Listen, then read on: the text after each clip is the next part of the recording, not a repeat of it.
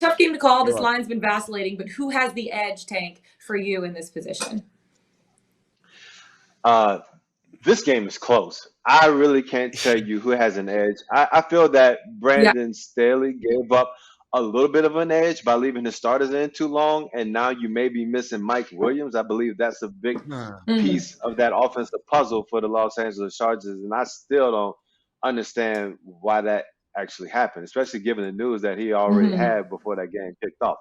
But let's go ahead and get into this matchup where, man, Trevor Lawrence and the Jags, man, like that team is good. Let's just kind of go through like the highlights of the offense. We need to just repeat it.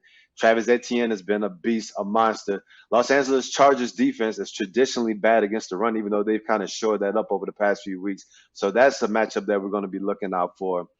Trevor has all kind of weapons to throw the ball to. Whether you're talking about Evan Ingram, Mhm. Christian Kirk, Zay Jones, Marvin Jones hasn't done too much lately, but he's always lingering there, so he's a threat as well.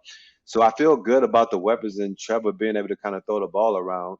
Can the Los Angeles Chargers defense play a similar game Yeah. that we saw against the Miami Dolphins? If they can replicate that game plan that they had against the Dolphins, where they limit the explosive plays in that Miami pass game and just was able to kind of wear them down, I think we can see a dominant Charger performance. Because if you flip it, even like the Chargers are used to not playing with at least one of their alpha receivers on the outside. Keenan Allen missed the majority of the early part of the season. Mike Williams missed the middle. They still have Keenan Allen, Joshua Palmer, even though he isn't Mike Williams, he stepped up and he played well in place of Mike Williams. And then they also got some, assistance from DeAndre Carter and then also Gerald Everett. Like Gerald Everett and Joshua Palmer, like those are two guys that Herbert needs to be able to lean on to make some big plays because you know that Jacksonville defense is going to try to focus on Keenan Allen because, as you alluded to, they've been playing some solid ball over the past month or so. Like the defensive line has come to life. Josh Allen making splash plays, Javon Walker, the number one pick, making splash plays. Even in the secondary, Yeah. we see them.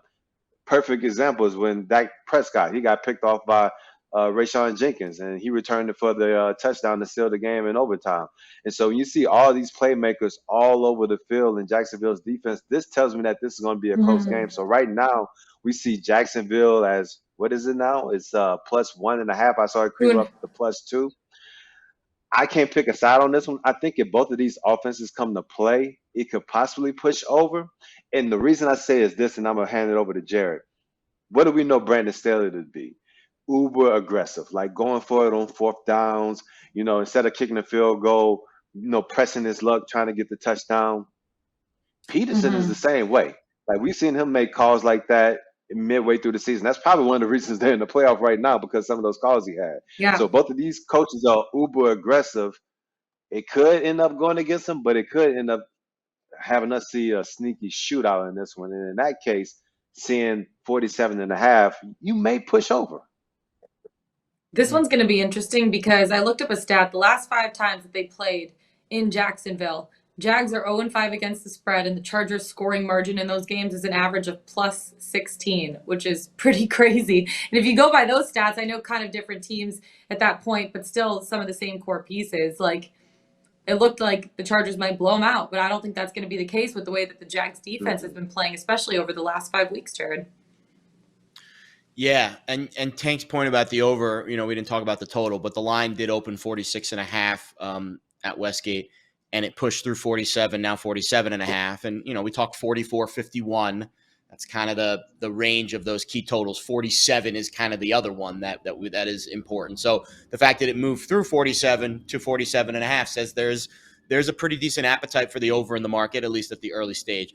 This Mm-hmm. is, to me, this is the most high variance of all the games. And it's because you have Mm-hmm. both quarterbacks making their first career playoff start, and both quarterbacks are high upside guys, unlike Skylar Thompson, Mm-hmm. who not a high upside guy, unlike the Baltimore Ravens quarterback situation. If it's Huntley, if it's Anthony Brown, not a high upside guy making first career playoff starts. So I don't expect, whereas you might see some reeling in conservative game plans with those other two guys, I don't think either of these offensive coaches are going to be conservative, despite the fact that both quarterbacks are Agreed. making their first career playoff start. This game a few weeks ago, week 3, was a stone cold blowout. 38-10, Yeah. Jacksonville won the game. Of course, this was the week after Justin Herbert's McRib situation with the Chiefs. Mm-hmm. So we don't even know if Herbert was going to play leading up to the game. He Yeah. did play, and he did not play well. And obviously, you give him a free pass. He had like 3 fractured ribs, and they had just been fractured the prior week. So it's really hard to look at that game from week 3 and glean anything. In addition to that, Austin Eckler was held to basically nothing on the ground because the Jags knew that, it was probably going to be tough for them to. And it was the throw the Sony ball Michel with show further for some damn reason. Mm-hmm. Yeah, Mm-hmm. exactly. And Keenan Allen, Donald Parham, and Corey Linsley didn't even play in the game because of injuries. And Allen obviously is huge, but I would say Corey Linsley at the center position just as important. And we heard Lindsey come out this week and talk about just how much his team has grown. We've seen this Charger team make a really nice push down the stretch. Defensively, they are playing very, very well. And I think they're decent enough against the run. I mean, they're 5th in overall efficiency over the last 6 weeks. They're playing well enough against the run to at least make Trevor Lawrence consider checking out of runs when the looks don't favor that. And I think overall, I do like, I think the steam on the Chargers over the last couple days is pretty significant. And I think if it gets to 3, maybe that's where we see the buyback. But the one thing I really like about both of these quarterbacks is they've been incredibly efficient this year, and they do a good job avoiding sacks, especially Trevor Lawrence. I was looking, Brandon Staley's going to bring the house in this game. That's his MO. He likes to blitz. He likes to be aggressive. Well, Trevor Lawrence against the blitz this year has one of the lowest pressure to sack ratios, meaning he's one of the best quarterbacks in the league at absorbing the pressure and not taking a sack. Getting the ball out, whether it's an incomplete pass, whether it's the check down security blanket, making the right read, getting the ball out. And the reason why that's important, when you're making your first playoff start, the worst possible thing you could be in is 2nd and 15 because you just took a sack, or 3rd and 18 because you just took a sack. Herbert does a good job of it too.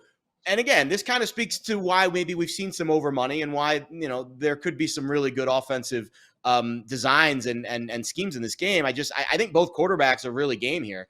And that's why the variance, I think, in this game is super high, because I really don't know which one of them has the edge. They're both making their first playoff start. They both have a ton of weapons on both sides. They both are very skilled at pushing it down the field. One of them is going to play very well. Maybe both of them. I don't know which one.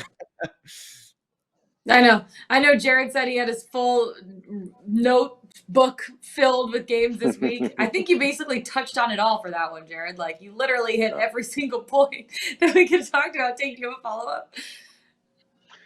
Nah, like you said, he hit every point. I mean, He hit everything. Yeah, he hit everything. I mean, I guess just to wrap it up then is just,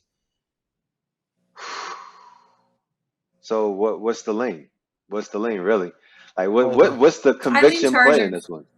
Is it 47 over, and I think you if you want to tease the Jags between 3 and 7, that would be it. But I don't love that. I would say I would just either bet the over and then or not touch this one. Because I don't have conviction on who's going to win, but that was my one note, is that it could be a low scoring game, but if I had to make a lean, it would be to the over. So it's good to hear at least that coming from you as well.